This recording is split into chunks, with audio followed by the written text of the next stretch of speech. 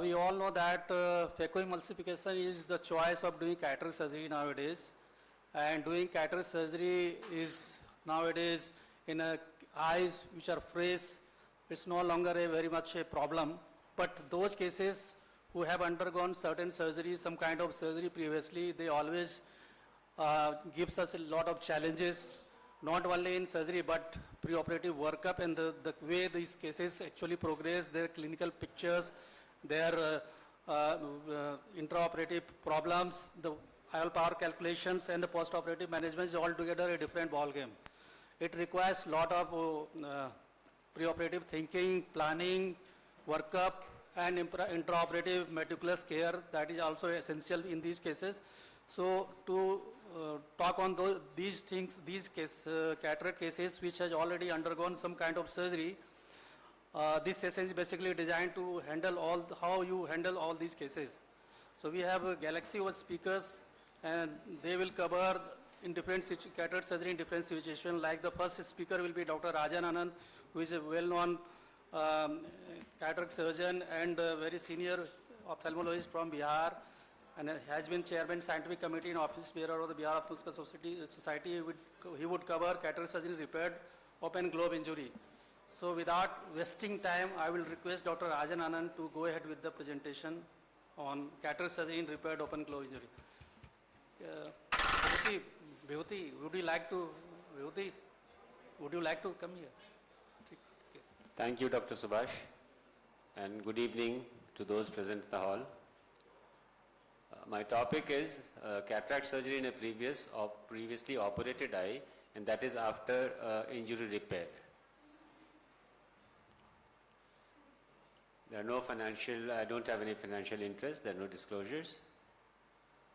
The epidemiology is 65 to 80% cases of traumatic cataracts are due to open globe injury. It is common in children and young adults, obviously. Globe injury is mostly in the cornea, limbus or sclera, but it could be posterior segment as well. There could be associated anterior segment injuries, and associated posterior segment injuries may also be present. Most important is the timing of cataract. We traditionally follow 6 weeks after repair, because surgery is easier, the cornea will be clearer, tissue will be less reactive, IOL calculations will be more accurate, there will be a better chances of in the place bag placement of the lens. But there is also a study which says that in the primary and the secondary cataract surgery, there was no difference. Now a preoperative cataract will be slightly different. Documentation and the visual prognosis must be clearly explained. The extent of globe injury prior to management of the lenticular injury must be noted. The presence of lens dislocation, capsular tear, flocculent lens material or vitreous in the AC should be noted. X-ray, CT, whatever, to rule out intraocular foreign body, and determination of the type of the tear or the injury and the extent, whether it is focal or total lens opacity, all these should be noted. Intraocular inflammation must be taken care of and it should be seen for it, and high IOP also should be checked. Biometry again is going to be a challenge. We may use the other eye biometry if the keratometry or the A scan in the first eye, the injured eye, is not possible. An acrylic single piece or a multi-piece foldable in the bag. But if we are going for the sulcus, then a 3-piece IOL or a single piece PMMA is desired. AC lens, you may, in elderly patients with good iris support, if there is no evidence of glaucoma and AC is free of vitreous. And scleral fixation if the surgeon is competent. But no AC IOLs in children. Capsular management, if the capsule is intact, you can do a CCC, avoiding zonular stress. If it is ruptured, cut away the tags and fashion an opening as close to a CCC that you can make. Old capsular openings will have a fibrosed margin and you will have a relatively easy work. Remove or break the synechia if present. If 30 to 90 degrees zonal dialysis, use a CTR. If more, there are other options of capsular fixation. The Sionis ring, a segment or a glued hook by Susan Jacob. If there's an extensive subluxation, remove the lens in toto and go for a secondary IOL. If there's a vitreous in AC, do an appropriate vitrectomy first. These are few pictures in which there was an anterior capsular tear. On the picture on the right, you can see that the capsular tear is fibrosed. This is a large subluxation. I doubt if we can reposit the bag in this case. The nucleus management, these are usually younger patients and will have a soft lens matter, and many times it may just be aspirated by an IE or a Simcoe. If a formed nucleus is present, we do a slow phaco, that is by reducing the parameters. If corneal opacity is hampering the view or nucleus is very hard, we may consider doing an SICS, which would be a safer surgery. And if the corneal scarring is gross, then you can think of a keratoplasty and cataract surgery. This is a video, the surgery done by Dr. Subhash Prasad. There's a capsular tear, a synechiae. So it's just with a coaxial aspiration, irrigation aspiration, he's aspirating the cortex. And the capsular tear was quite fibrosed, so you all have the opening.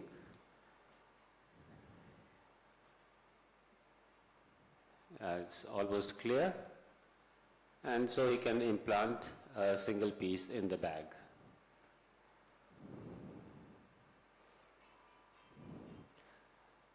Now he's doing a vitrectomy. In the area where there is a synechiae, he's suspecting that there must be some vitreous in that part.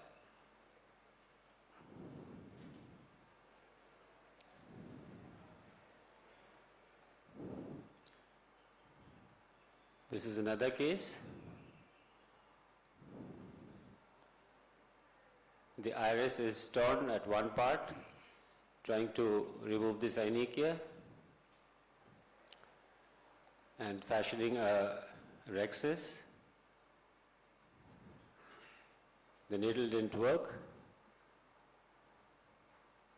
Now with the forceps, being very gentle because the venules may be damaged, and with whatever opening he has, again by irrigation aspiration, coaxial, he is removing the lens matter.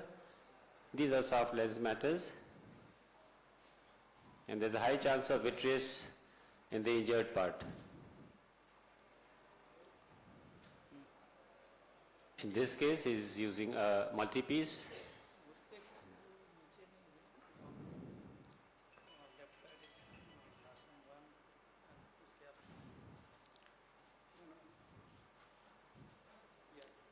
Dialing the lens in position and closing the case. Again, this was a case done by me and the microscope wasn't too good. So trying to make a rhexis which is already torn, there's a tear there. So if by one side it does not complete, I change and try to do it from the other side and get a fairly clear rhexis, but that torn part is a bit fibrotic. So my rhexis stops there. And then I have to cut it to that part and remove it. This again is a soft cataract, but I'm using a phaco power in this.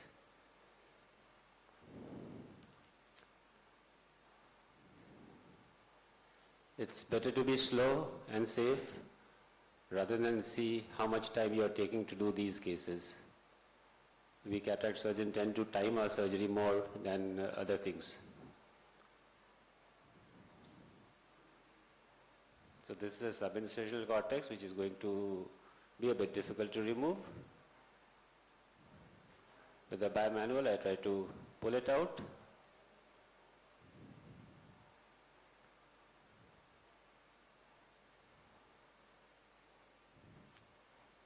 And a multi-piece lens. This was the third day post-op picture, fairly clean. This case had come quite early, just a 3-day-old wound, and here I was in dilemma whether to go for a repair as well as a cataract surgery, but the case didn't turn up when I called him for surgery. The prognostic factors depends on the initial vision Open globe injury have a better post-op vision than closed globe because closed globe injuries may be associated with posterior segment changes. The location of the wound, and there's an ocular trauma score which gives you a predictability of the post-op vision. Follow-up again is important because these are not normal cataract and these are young patients.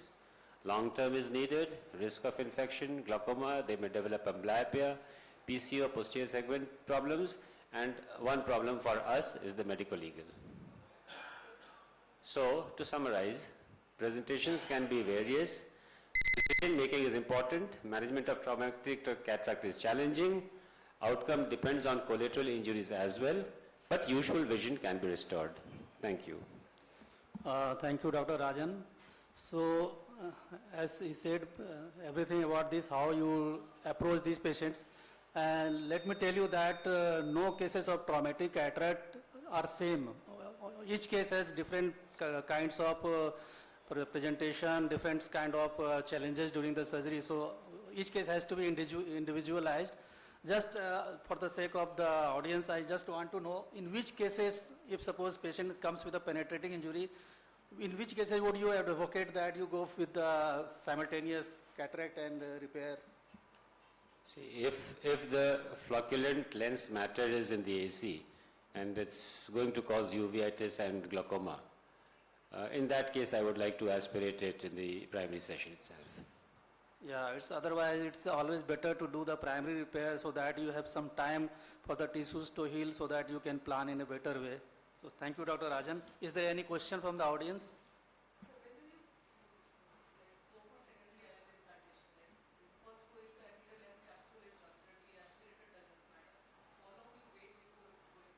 No, if you are not doing it along with the injury repair, if the cataract surgery is after some days or weeks after the injury repair, then once you remove the lens matter, you implant the lens in the same sitting. No, again, that is what I'm saying. Repair and cataract, whether you do together, depends.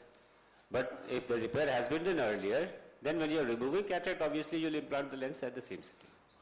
What I do that if I find that the tear is in the quite periphery and there is flocculent lens matter, I find that that is the best case to implant the IOL in the same sitting. Otherwise, if there is lot of injury in the central part of the cornea, I would rather like to wait for some more weeks, like 4 to 6 weeks at least, so that we can do the keratometry better or plan in a better way.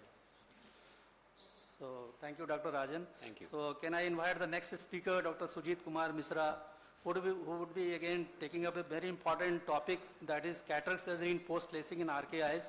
So, a lot of young patients are nowadays going for the refractive surgeries, and they are going to have cataracts in some days of their life, and many of already have them because the history of LASIK is around 20 to 25 years, and RK is even older than that. So, a lot of patients, they do come with the cataract, and it's again, it's very challenging situation, not only the intraoperative, but preoperative IOL power calculation, which is most important.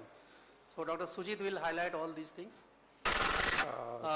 Just to introduce him, he is a fellow from Arvinda Eye Hospital. He was consultant in Lotus Eye Hospital.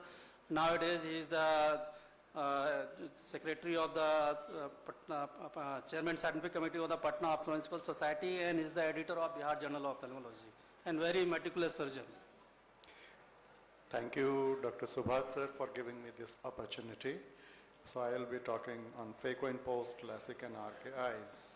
I have no financial interest. We all understand that we have a huge pool of patients who have undergone refractive surgery, and now they are and will be coming to us for cataract surgery.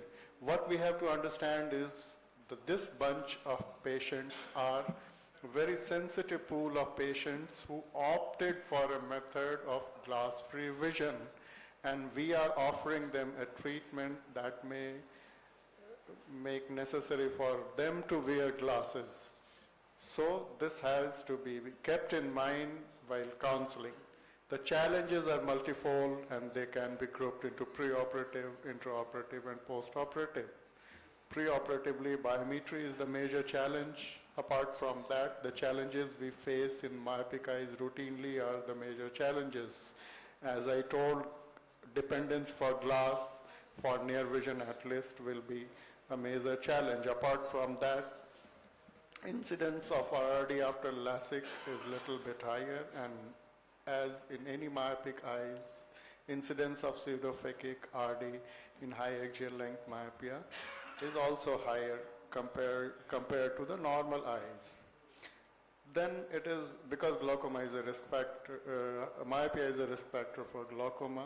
So we always should have a baseline intraocular pressure measurement because of myopia per se, as well as the steroid response in these cases.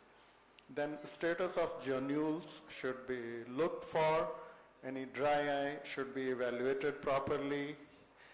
When it comes to placing the IOL, even if it is a zero power or what, it is important to implant the lens because it maintains the barrier of anterior and posterior segment and prevents what we call endophthalmodonesis. Minus power may not be available readily in your stock, so it is important to plan your surgery looking after the availability of the lens. Then IOLs with negative spheric aberration like Technis or Acrisoft IQ or whatever brand it is will take care of the spherical aberration that is introduced because of the procedure. And multifocal IOL, the concern related with it is because it's a big eye, so centration may be an issue, so that part should be kept in mind. For biometry, we have three aspects: axial length keratometry and IOL formula and ELP related. Axial length as such, nothing great. The care we take in any long axial length eyes is applicable here. Keratometry and IOL formula related are the two things. We understand that keratometry is based on assumption, and once we ablate the surface, that relation of anterior posterior cornea is grossly violated. That is why an error creeps into the system. So it is not that we cannot measure, but what we measure is not true. Then, because we have ablated the surface, so the machine will read, it will expect a different ELP. So that has to be kept in mind. So to circumvent this condition, the concept of double K Aramberi method is there, which calculates on pre-op value of K that is used to estimate the ELP. For post-RK cases, we have not changed anterior-posterior relationship, but we have introduced irregularity into the surface.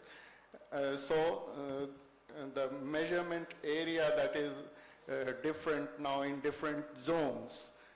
So that has to be taken care of by proper topography method, that an average of different 1 mm, 2 mm, 3 mm zones can be taken to have an average value. Another aspect is to take care of the post-operative decay. So empirical suggestion is if you have 4 to 6 cuts, you add 1.5. If you have 8 cuts, you add 2. And more than 8, 2.5. This is to take care of the post-op decay that is hyperopic shift after surgery. Then peri and intraoperative challenges, retrobulbar and peribulbar anesthesia, it carries a risk of globe perforation. And topical anesthesia is safer, but patient may experience discomfort due to iris movement during surgery. Recently, I had to postpone a case. That was a case of oculocardiac reflex. Sometimes that stretch gives very bad feel, and you have a multi-param monitor in your OT, then you will realize. And means that case gave me a lesson. And just before that, couple of weeks back, I was talking to a senior. He cited an example, and this is within a month. And when I was operating, and patient has all those problems, then I realized, oh, so I just gave oxygen. I stopped the surgery. And I did it under GA next day. So in these eyes, although it is rare, but take it from me, it is very important. The day you come across, then you will realize. Then because these myopic eyes are different level of PCs at different levels, so you have to adjust in your phaco movements during surgery. And then you have lens iris diaphragm retropulsion syndrome. which can be taken care of by lifting the iris Bycinski hook so that the fluid passes beneath the iris and brings the AC into normal contour. This is a case you can see. It's difficult to count the number of cuts in these cases. So what is the risk in these cases? These cuts may open up during surgery. So approach is to make a sclerocorneal incision in such cases and then complete the surgery in routine fashion. At any point of time, if the wound gapes up, you have to suture it. Otherwise, you may end up in problem. This case went beautifully, and all the videos I am showing you is by Dr. Subhash sir only. So post-op patient is doing fine. This is a case where there is a quite space between two cuts, so clear corneal incision was put in this case, and everything went in a routine fashion. Surgery was completed in a routine manner, everything was fine, but there was a refractive surprise in this case, as I told you, because that central area, that ectasia, it's difficult to take the measurement sometimes. So there was a huge surprise and patient was very happy. So the lens has to be removed and another lens of proper power was placed. Post-operatively, it's a routine as we give in other eyes, keeping in mind myopic eye, any dry eye related issues, and then steroid response you have to keep in mind. And because these are myopic eyes, so retina should be evaluated properly in post-operative period. Any residual refractive error should be addressed properly. Later on, if you have to do any YAG capsulotomy for the posterior capsular opacity, try to use minimal energy for that. And once you operate the one eye, then there should be proper counseling for other eye surgery so that the duration of anisometropia is reduced. Thank you very much. Thank you, Dr. Sujit. I would just like to know for those who actually, those who don't have advanced machine biometer, in those situations, how do you advise them to do the biometry and how do you proceed with these patients so that you don't end up with the refractive surprise? Yeah, basically we have online calculators, ASCRS online calculators are there where you can feed those data and apart from that, the counseling is the main part. You have to sensitize the patient because it's about measuring which is unmeasurable. When there is error in the system of measurement, or one practical suggestion I will give to them, refer the patient to a place where they have good equipments because number one, these patients are not common. If they have landed up to you, you are not sure about the biometry, don't hesitate in taking help of a center which is having that equipment, state-of-the-art equipment. Patients, they won't run away. They will come back to you, and once you do a good surgery, they will be very happy. They will be thanking you. So surgery is not difficult in those patients who have undergone laser vision procedure, but IOL power calculation is the most challenging thing, and nowadays with the advancement in the biometry, these problems are a lot solved. But not all of us have access to these higher end gadgets. So for those, it's always better. One thing is that the proper counseling is very important because I have expanded or done lens exchanges in at least 10 patients, all having undergone laser procedure. So those patients have to be pre-operative, properly counseled. Then, as he's saying, there is no ego problem in taking help of somebody who has higher end machines to do the proper IOL power calculation. So now we have the IOL Master 700 and many other machines who can actually calculate the posterior corneal curvature also. So in that way we can just be on spot on, and nowadays you can even plan for trifocal lenses in these patients, and that give also very good results. And regarding that RK, in one video you have shown that you can do the lens exchange. It's always very difficult to do the IOL power calculation in IOL exchange in those patients. That video was very old, my video was very much old, and at that time I did not find any other better option because the piggyback lens was very costly. So nowadays we have Indian piggyback lens that is very cheaper. So instead of removing those lenses, because IOL power calculation is again going to be a problem and you may again end up with a surprise. So I think that it's better to do piggyback lenses in those cases. Any comment from? When it came about piggyback lenses, what I remember, correct me if I am wrong, that the piggyback lens is in a way that if the previously lens implanted is hydrophobic, then it will be hydrophilic. Am I right? Yeah. Okay. So your experience on Alan, because you are a cornea surgeon and yeah. One thing what we can do is we can just ask for a pentacam or something from Yeah, the yeah. Real Institute. Take that pentacam with the EKR readings. Go for the 4.4 millimeter reading. Yeah. Put that reading into the online, then it will be as good as calculation. That's point number one. Yeah, I mean referring the patient, I mean that getting the data means, and once you are referring, you are getting pentacam, then whatever machines are there, they will get it done. But yes, that is what I said, the online calculators are there, they are very helpful. So definitely. Micropic, another, even with that formula, we have to undercorrect those patients for RK, sir. RK, Early post-operative phases, sir. Early post-operative RK patients, early post-operative phases, we often get hyperopic shift. Yeah. After 1 month, Yes, sir. With the cornea reading of even then with the readings, we have to slightly We have to so overcome, that is yeah. what I had shown the slide and that. So, thank you. Yeah. One question, the ASCRS calculator that you are using, for the post-RK patients you've given, so how to undercorrect the patient depending upon the incision. In LASIK patients or other refractive surgeries, how much you are undercorrecting? No, there is no shift. You have to understand this post-op decay. This post-op decay is there in RK patients only, not in post-LASIK cases. Post-LASIK also, according to the ASCRS calculator, also we are keeping a little bit of undercorrection in those patients also, sir.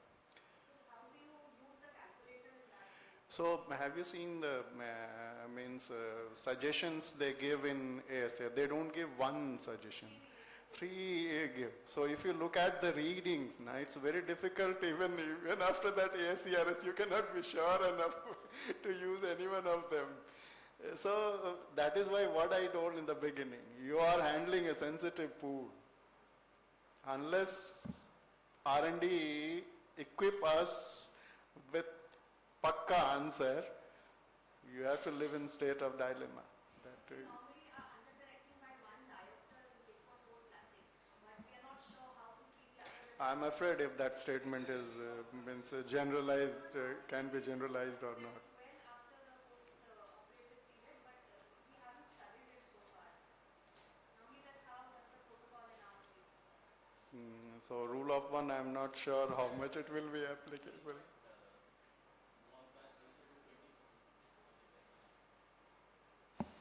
Okay, thank you. Thank you. So now I'm going to invite Dr. Alan Kumar Pasupati.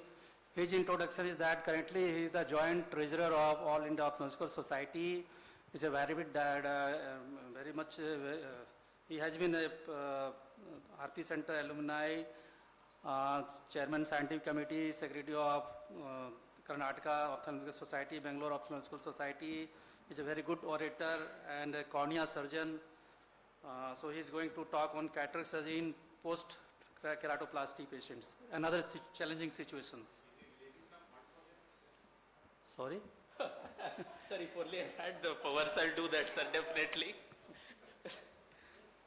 Thank you, sir. At the outset, I would like to thank Dr. Subhash Prasad, sir, for giving me this opportunity to address such an august gathering. Topic today is cataract surgery in a post-keratoplasty eyes. Cataract, the incidence of cataract is higher, almost 25% in the first 5 years if it's a penetrating keratoplasty, thanks to the manipulation that we do, thanks to the steroids that we use and the inflammation that happens. So there's almost 25% of patients undergoing penetrating keratoplasty invariably end up with some kind of cataract.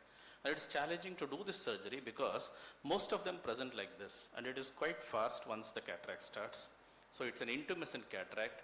there can be a rhexis runoff, there can be even be an Argentinian flaxen. So you have to be very careful. And the point to be noted is these eyes are soft. They've lost their stability. So doing the surgery, not only creating the rhexis, even doing the surgery is also hard in these patients.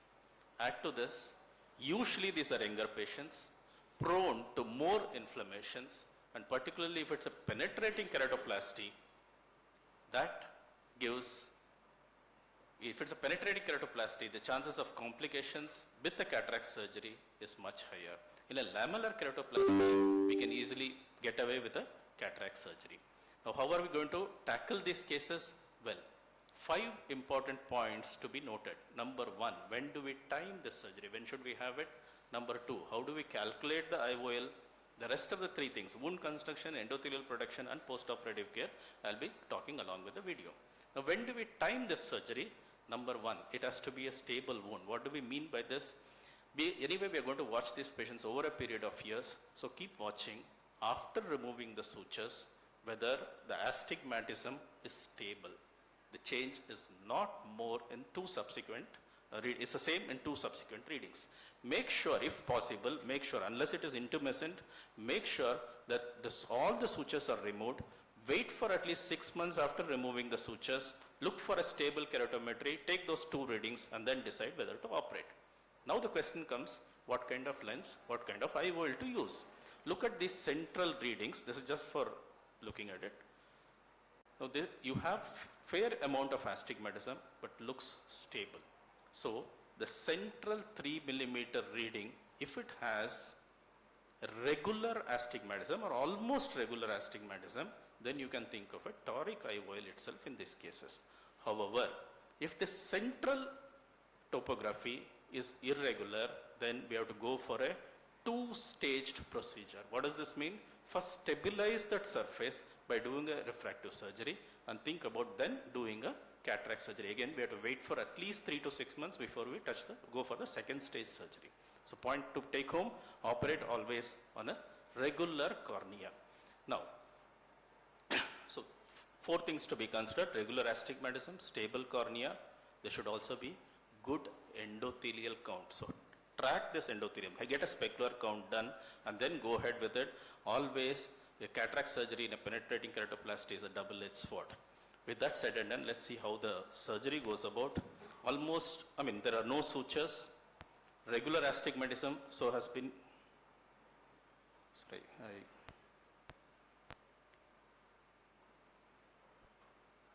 something is wrong video is playing it.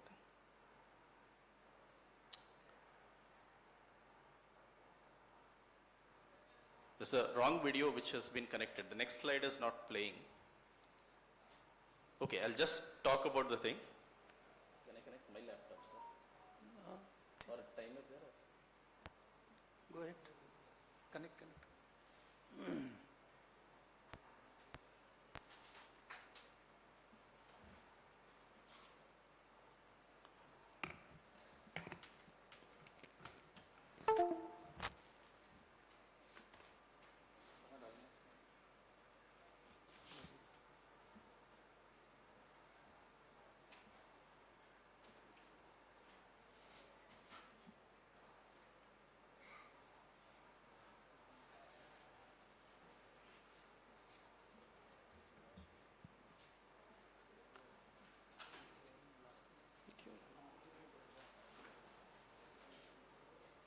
Sutures have been removed. Toric marking is done because the central part was regular. Toric marking was done. The placement of the IOL is noted. Then look at the incision as posterior as possible. Definitely on the host area. Also as posteriorly as possible, because the stability of this cornea is not so good. Sometimes we might have to end up suturing. By noticing that bleeding, we know that we have gone towards the posterior limbus. And then, as regards the viscoelastic, best is the soft cell technique. Do an adequate capsular excess, which is not very large, not very small, because these lenses have to stay in the bag. Difficult if you put it in the sulcus, and later on if you try to, if the graft fails or something like that, difficult to change it. Rest of the procedures are always same, but make sure that the phacoemulsification is always done in the capsule. In the capsule as much as possible, never in the anterior surface. As much as possible, slow parameters, taking care not to damage the endothelium, neither the posterior capsule, and then we can go ahead with the implantation of the IOL. Post-operatively, two things to be considered. Higher amount of steroids is not just the 4-3-2-1 what we follow. Typically, first day, second hourly, then 6 times a day, 5-4-3-2-1, and tapering should be very lower. Look for any inflammation because these are corneas which are prone to rejection as well as failure. Failure normally you can see on the first 2 days itself because of the endothelial thing, or while withdrawing the steroid, there is a chance of rejection. So to take care of that, slow tapering of steroids, and the second thing, abundant use of topical lubricants. That has to be done. Now this is one case where if at all, if you find some opacity like this, it's always better to combine DALC along with cataract rather than just do a DALC in these cases. Here cataract has been done and then the DALC surgery has been completed. Why is this? When we do a DALC, the posterior part, what we leave about is hardly 50 to 60 microns, maybe less than 100 microns. And when we are trying to do phacoemulsification, particularly if that is slightly more complicated, there's a chance that the phacoemulsification can pull in the posterior lamella. This is the reason for that.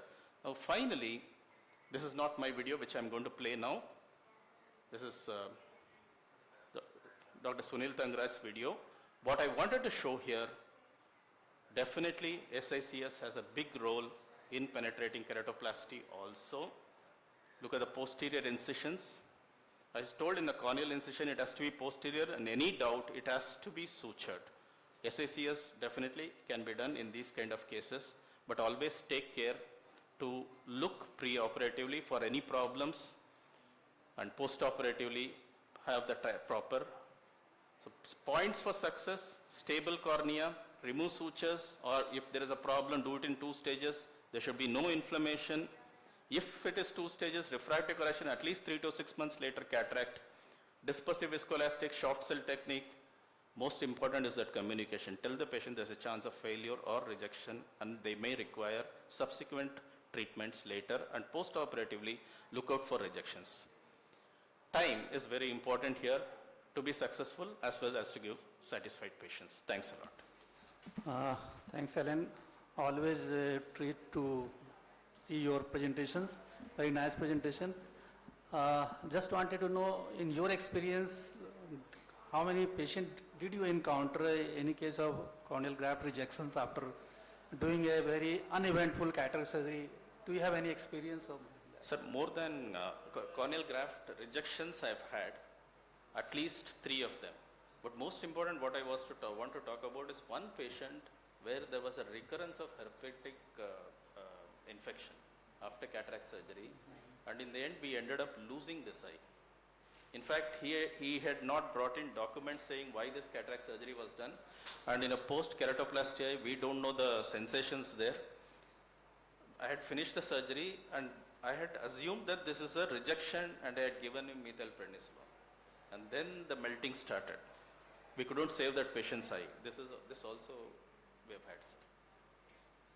Sir, do you recommend going for preoperative corticosteroid cases of not for viral abscess, but For other cases, yes ma'am, but when there is no, these are not like uveitic cataracts. Many of them, like why sir asked this question was, the point to be taken is, most of these patients with the available viscoelastic and the surgery, what we do, they do very well, exceptionally well. Rejections are very, very rare. That's the reason sir asked this question. So pre-operative use of steroids, as of now, we are not doing it, madam. As of now, we are not doing it. So, yeah. Slowly. First, post-operative, yes sir, definitely. And intraoperatively, I think the go slow should be the norm. It should not be very much fast as your usual case, and use of chondroitin sulfate is must, I think. Definitely, Yeah. sir. Dispersive. So, Thank you, sir. yeah, one question from out. About the steroids, sir, I want to know if you're operating a known case of viral keratitis who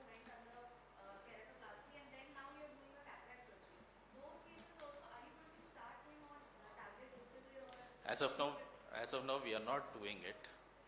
As of now, we are not doing it, but one point to take home, in those patients who would have noted it down after this incident, and we have to closely follow them up and not push this kind of steroids what I gave. I had given him a pulse dose actually. That was a mistake. No, antiviral, yes sir, antiviral. No, we don't start, I answered that question. Antiviral definitely knows. We're not starting. It should be started if there is a history of viral. Do you start in the prophylactic dose or in the 5? It's a prophylactic only. Normally, because when doing cataract surgery, in known case of viral keratitis, we do start patients before 1 month. We do start them on tablet ACV, and then after 1 month we do the cataract surgery. So it should be. Is it a norm in case of post PK in viral keratitis for doing cataract also? Post PK we don't. In case of viral keratitis, what you are telling is right. But post PK, well-healed infection, well-healed, no infection, no inflammation, I don't think there is a. And sir, you talked about two.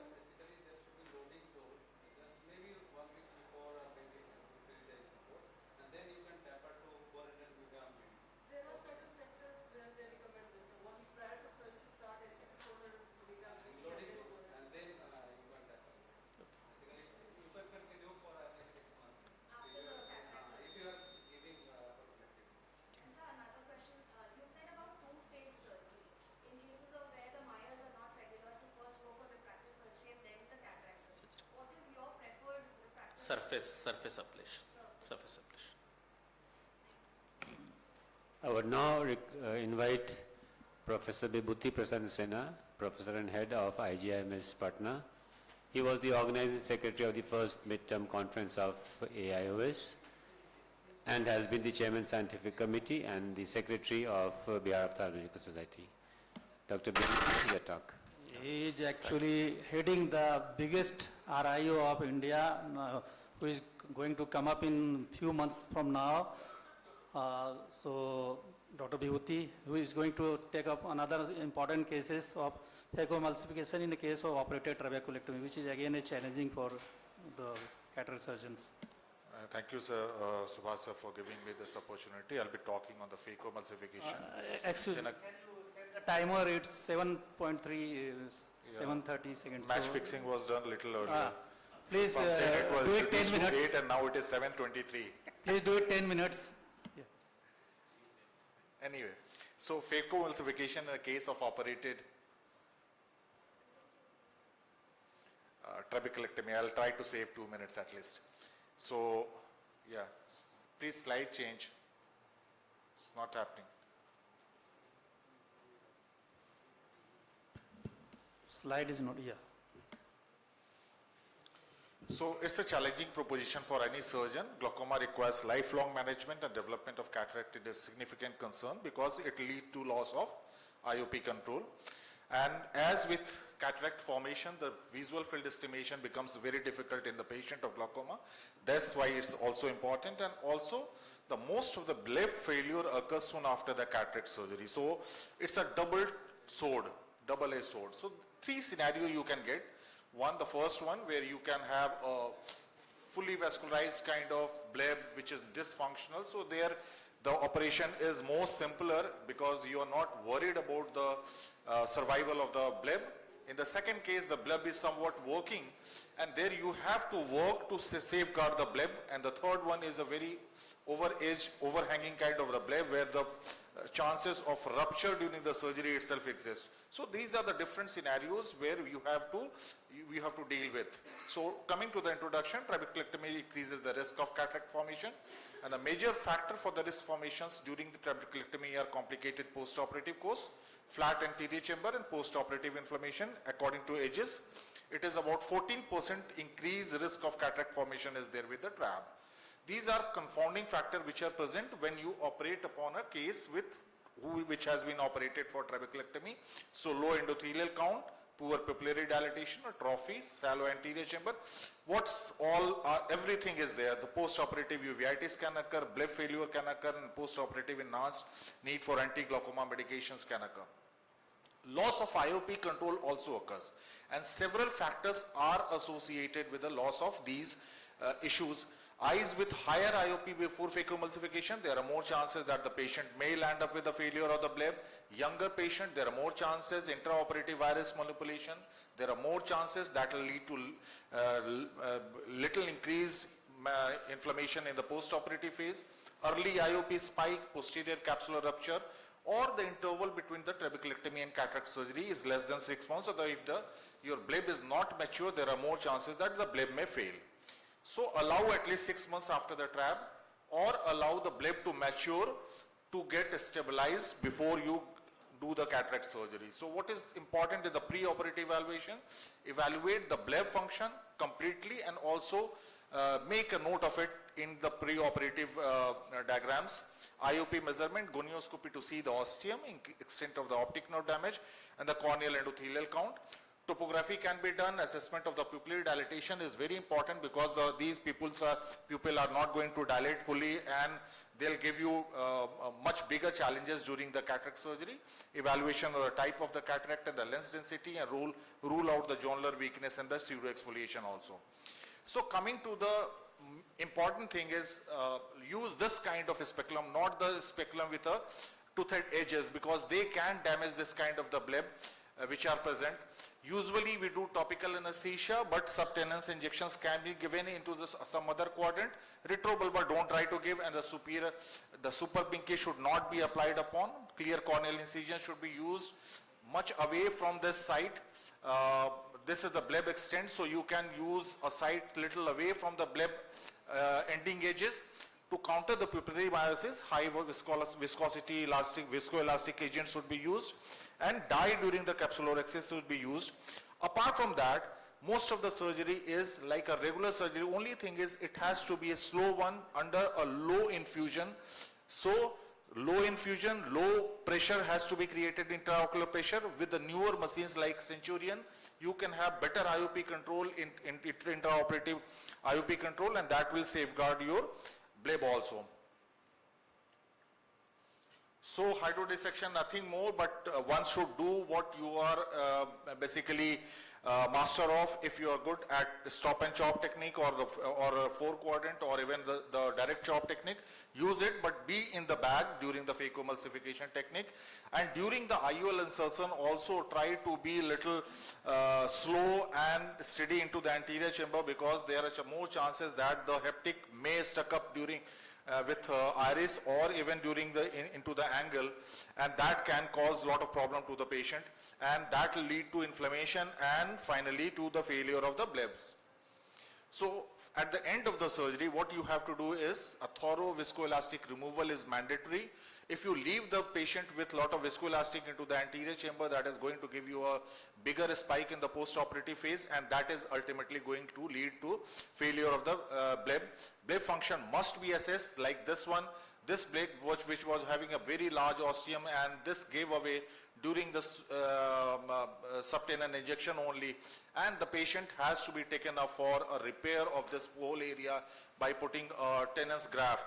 So one has to do a proper evaluation of the bleb function by injection of the BSS, and do a Siddle test at the end of the surgery to find out if there is a leakage or not. If there is any kind of leakage, it has to be dealt immediately, or else if the bleb is not well functioning, then you can think of doing a little revision, bleb needling and injection of the 5-FU during the surgery itself.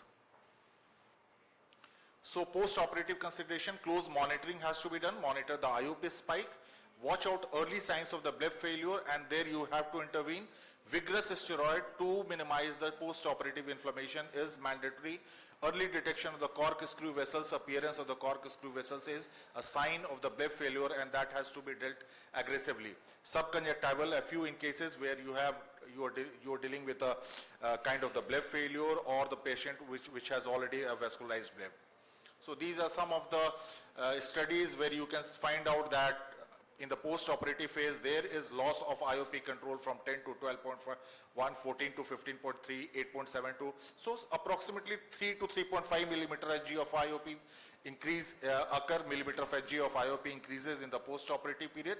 So to end with my talk, the pearls are delay the cataract surgery until the bleb has matured at least 6 months, or assess the bleb function before the surgery properly, evaluate the pupillary dilatation before doing the surgery and then also the endothelium, minimize the subconjunctival trauma, also minimize the iris manipulation during the surgery. Small cornea incision as far as away from the bleb has to be done. Assess the bleb function at the end of the surgery and aggressively treat the intraoperative or post-operative inflammation. These are some of my references. Thank you very much, sir. I've been able to safeguard 2 minutes again, sir. Thank you. Thank you, Dr. Vibhuti, for presenting in such an excellent manner how to manage these cases. Due to paucity of time, we will take some question at the end. So I would like to invite the next speaker. You all know that nowadays we all use lot of intravitreal injections for various conditions, and not only the trained vitreoretinal surgeon but the general ophthalmologist are also injecting the intravitreal injection of anti-VEGFs. So these patients might sometimes develop cataract because of improper technique of doing the cataract surgery. So it's going to be a very big problem in coming days. So Dr. Amit Raj, who is heading the Department of Ophthalmology in AIIMS Patna, and also has a lot of presentations everywhere, and the various papers published in various journals, would be speaking on this important topic, that is cataract surgery in post-intravitreal injection cataract, which is again a little different than the usual cataract management. So, Dr. Amit. Thank you, sir. First of all, at the outset, I am thankful to Subhash sir for making me part of this IC. And coming to my topic, phaco in post-intravitreal injection cataract. As you know, intravitreal injection, especially anti-VEGF, is one of the part and parcel of not only retinal consultant, although also general ophthalmologist also give so many injections. So in US it has surpassed the number of cataract surgery, and there are a lot of indication like ARMD, neovascular, diabetic maculopathy, CRVO, etc. And a cumulative incidence is around 0.44 to 0.6%.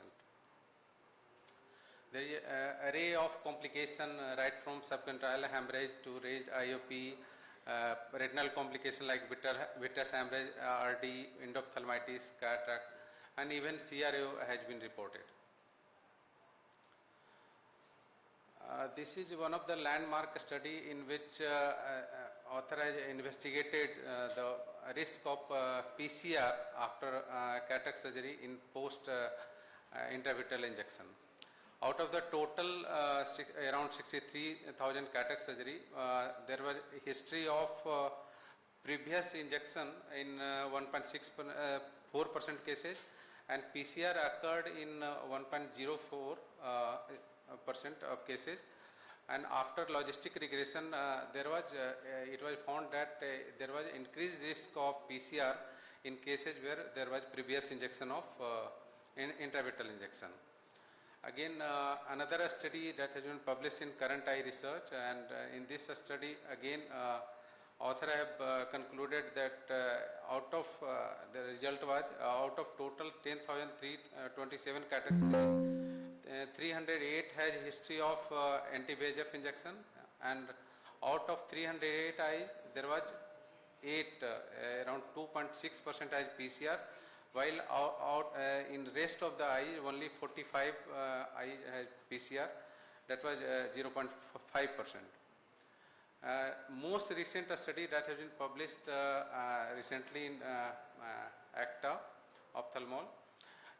In this basically it was a systematic review and meta-analysis, and out of this basically around 10 lakh eyes has been included, and again in this study it concluded that there was a 4% higher risk per injection.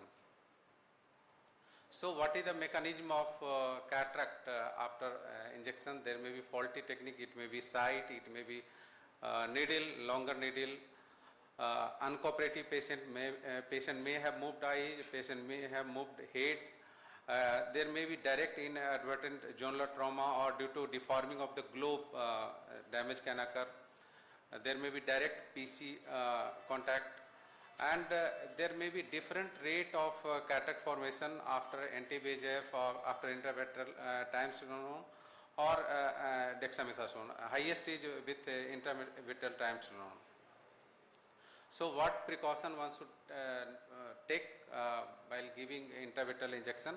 First, one should know the phakic status, whether patient is phakic, pseudophakic or aphakic. Preferred site of injection is again important. Most preferred site is superior temporal, inferior temporal, and then superior nasal. And again,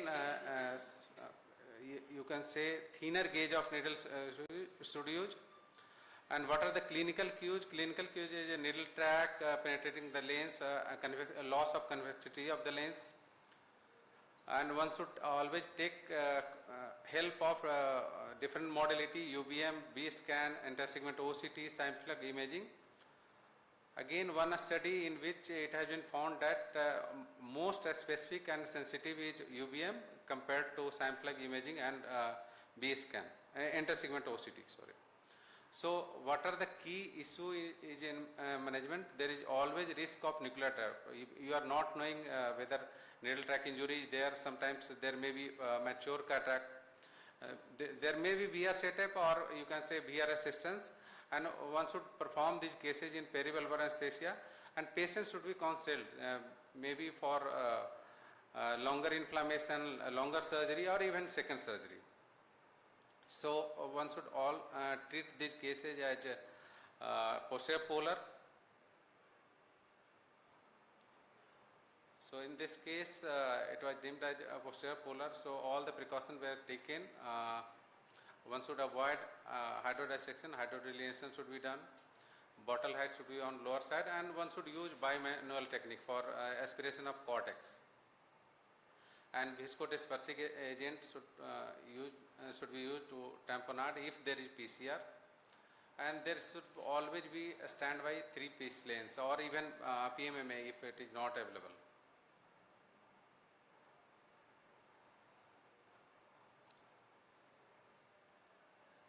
So fortunately there was no PC defect, but you can see the pigmentation in the posterior polar area.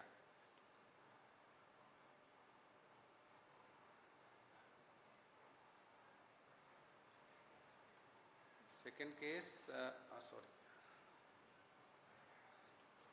Second case, this case has been done by Subhash sir. Again, hydrodissection has been avoided.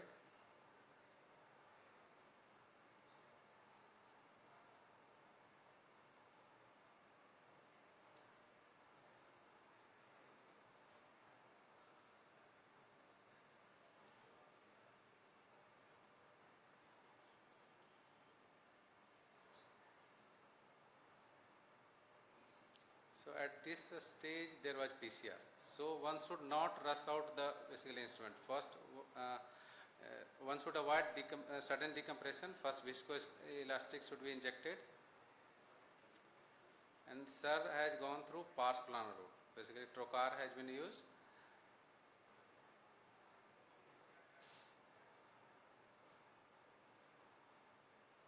And in different study, it was found that vitreous clearing is better when you are going through pars plana route.